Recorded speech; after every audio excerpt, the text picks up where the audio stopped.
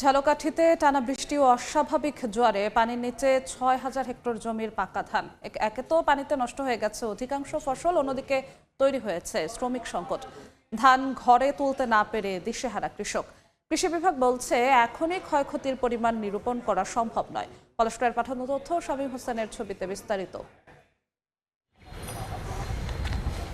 মাঠে মাঠে সোনালী ফসলের দোল, বাম্পার ফলনের সম্ভাবনায় চাষির মুখে হাসি। কিন্তু টানা বৃষ্টি ও অস্বাভাবিক জোয়ারে বদলে যায় পরিস্থিতি। হাসি এখন কান্নায় পরিণত। কৃষকরা জানান, এবছর বোরো আবাদে বেড়েছে উৎপাদন খরচ।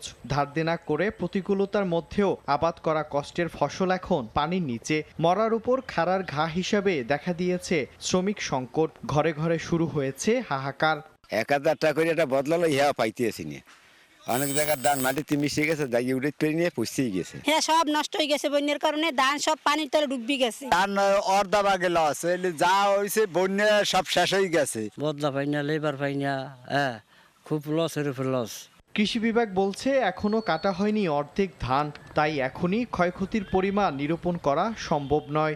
মাঠ পর্যায়ে যে সকল প্রায় আমাদের 15% ধান পাকা অবস্থায় আছে, যেটা আমরা কৃষকদেরকে দ্রুত কর্তনের পরামর্শ দিয়েছিলাম। আমাদের ঝালকাঠি জেলায় 9টা কম্বাইন্ড হারভেস্টার বর্তমানে চালু আছে, যার মাধ্যমে দ্রুত কর্তন করা সম্ভব হবে। চলতি মৌসুমে ঝালকাঠি জেলায় বোরো আবাদ হয়েছে 13,825 হেক্টর জমিতে।